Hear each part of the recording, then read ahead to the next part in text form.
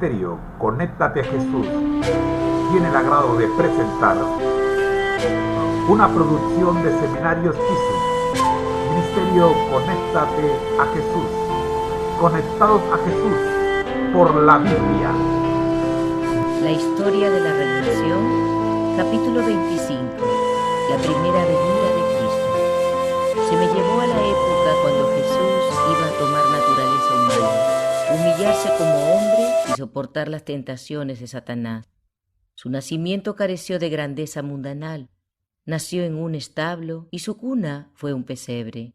No obstante, su nacimiento fue honrado más que el de cualquiera de los hijos de los hombres. Los ángeles del cielo dieron información a los pastores acerca del advenimiento de Jesús, y la luz y la gloria de Dios acompañaron su testimonio. Las huestes celestiales pulsaron sus arpas y glorificaron al Señor. Anunciaron con tono de triunfo el advenimiento del Hijo de Dios a un mundo caído para llevar a cabo la obra de la redención y brindar mediante su muerte felicidad y vida eterna al hombre. El Altísimo honró la venida de su Hijo. Los ángeles lo adoraron. El bautismo de Jesús. Los ángeles de Dios acudieron al lugar de su bautismo. El Espíritu Santo descendió en forma de paloma y reposó sobre él, y mientras la gente permanecía presa de gran asombro, con los ojos fijos en él, se oyó la voz del Padre, procedente del cielo, que decía: «Tú eres mi Hijo amado, en ti me complazco». Juan no estaba seguro de que fuera el Salvador el que había venido a ser bautizado por él en el Jordán, pero Dios había prometido darle una señal por medio de la cual podría saber quién era el Cordero de Dios. Esa señal se cumplió cuando la paloma celestial reposó sobre Jesús y la gloria de Dios resplandeció a su alrededor. Juan alzó la mano y, señalando al Señor, clamó con fuerte voz: «He aquí el Cordero de Dios que quita el pecado del mundo». El ministerio de Juan. Juan informó a sus discípulos que Jesús era el prometido Mesías, el Salvador del mundo. Cuando su obra estaba por concluir, les enseñó a dirigir su mirada hacia él y a seguirlo como el gran Maestro. La vida de Juan estuvo llena de pesar y abnegación. Anunció el primer advenimiento de Cristo, pero no se le permitió ser testigo de sus milagros y disfrutar del poder que manifestaba. Cuando Jesús comenzó a presentarse como maestro, Juan se dio cuenta de que tenía que morir. Rara vez se oía su voz, salvo en el desierto. Su vida fue solitaria. No se aferró a la familia de su padre para gozar de su sociabilidad, sino que los dejó para cumplir su misión. Multitudes abandonaban sus atareadas ciudades y aldeas y se reunían en el desierto para escuchar las palabras de ese maravilloso profeta. Juan hincó el hacha en la raíz del árbol, reprobó el pecado sin tomar en cuenta las consecuencias y preparó el camino para el Cordero de Dios.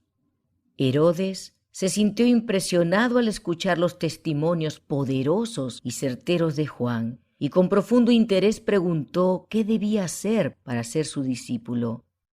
Este estaba al tanto del hecho de que el rey quería casarse con la mujer de su hermano, mientras aquél todavía vivía, y con fidelidad le dijo que eso no era correcto. Pero Herodes no estaba dispuesto a hacer sacrificios. Se casó con la mujer de su hermano, y como resultado de la influencia de ésta, prendió a Juan y lo puso en la cárcel, con la intención, sin embargo, de soltarlo después. Mientras se hallaba allí confinado, se enteró por medio de sus discípulos de las poderosas obras de Jesús. No podía escuchar sus palabras llenas de gracia, pero los discípulos le informaron y lo consolaron con lo que habían oído. Pronto Juan fue decapitado como resultado de la influencia de la mujer de Herodes. Vi que los más humildes discípulos que siguieron a Jesús y fueron testigos de sus milagros y escucharon las consoladoras palabras que brotaban de sus labios, fueron mayores que Juan el Bautista. Es decir, fueron más exaltados y honrados, y derivaron mayor placer de la vida. Juan vino con el espíritu y el poder de Elías para proclamar el primer advenimiento de Jesús. Se me señalaron los últimos días y vi que Juan representa a los que saldrán con el espíritu y el poder de Elías para anunciar el día de la ira y la segunda venida de Jesús. La tentación. Después del bautismo de Jesús en el Jordán, fue conducido por el Espíritu al desierto para ser tentado por el diablo. El Espíritu Santo lo preparó para la experiencia especial de esas fieras tentaciones. Durante 40 días fue tentado por Satanás y en su transcurso no comió nada. Todo lo que había a su alrededor era desagradable, tendiente a quebrantar la naturaleza humana.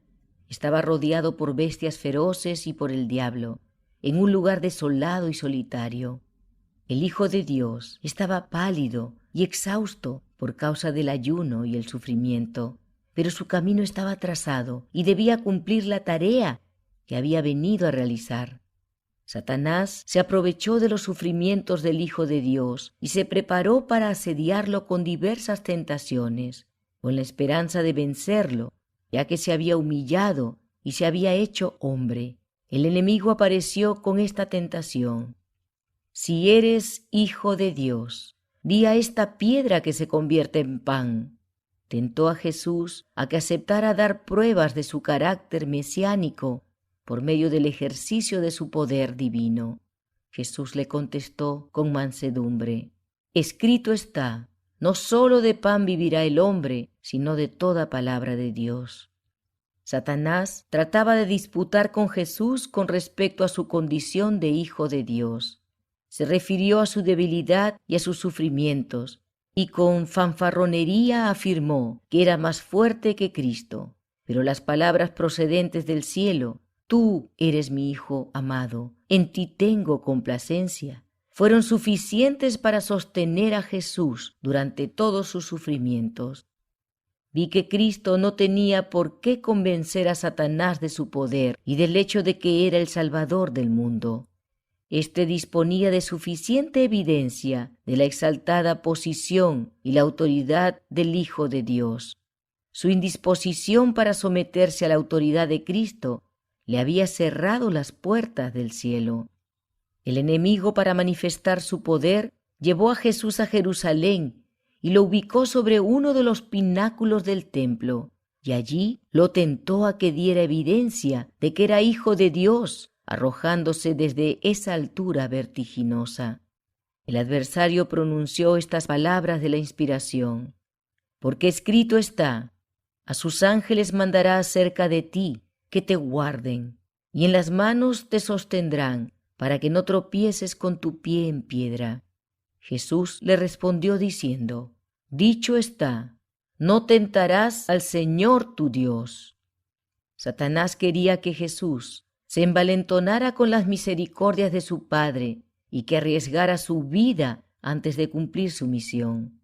Esperaba de ese modo que el plan de salvación fracasara, pero éste tenía fundamentos demasiado profundos para que el enemigo lo pudiera derribar o malograr. Cristo es un ejemplo para todos los cristianos. Cuando se los tiente o se discutan sus derechos, deben soportar todo con paciencia. No deben creer que tienen derecho a invocar al Señor para que manifieste su poder con el fin de lograr la victoria sobre sus enemigos, a menos que de esa manera se honre y se glorifique directamente a Dios. Si Jesús se hubiera arrojado desde el pináculo del templo, no habría glorificado a su Padre, porque nadie hubiera sido testigo de ese acto sino solo Satanás y los ángeles de Dios.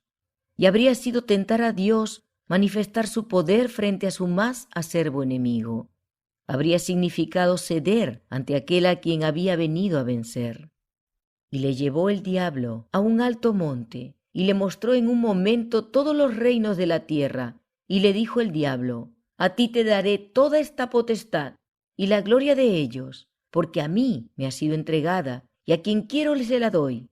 Si tú postrado me adorares, todos serán tuyos. Respondiendo Jesús le dijo: vete de mí, Satanás, porque escrito está: al Señor tu Dios adorarás, y a Él solo servirás. Satanás presentó a Jesús los reinos de la tierra en su aspecto más atractivo. Si Jesús hubiera estado dispuesto a adorarlo, él se habría ofrecido a renunciar a sus pretensiones de poseer la tierra. Pero si el plan de salvación se cumplía plenamente y Jesús moría para redimir al hombre, Satanás sabía que su propio poder se reduciría. Finalmente le sería arrebatado y sería destruido.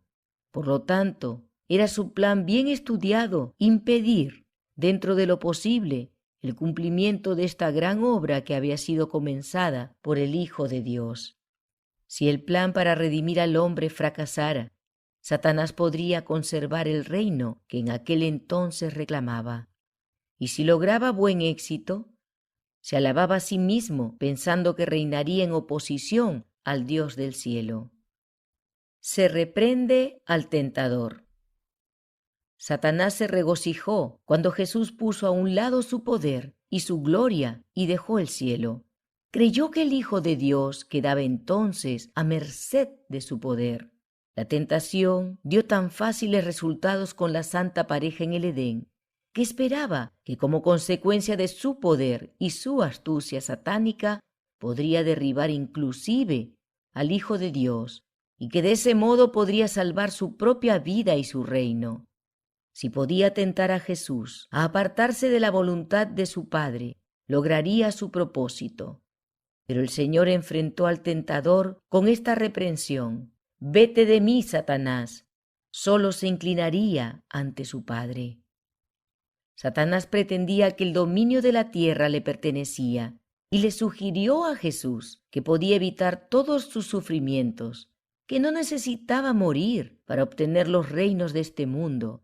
Si lo adoraba, poseería la tierra y la gloria de reinar sobre ellos. Pero Cristo se mantuvo firme. Sabía que llegaría el momento cuando su propia vida rescataría el reino usurpado por Satanás, y que después de un tiempo todo el cielo y toda la tierra se someterían a él. Eligió una vida de sufrimiento, mas su terrible muerte, como el camino señalado por su Padre para que pudiera llegar a ser el legítimo heredero de los reinos de la tierra que le serían entregados en sus manos como posesión eterna. También Satanás le será entregado para ser destruido por la muerte, para que nunca más pueda molestar a Jesús y a los santos en gloria.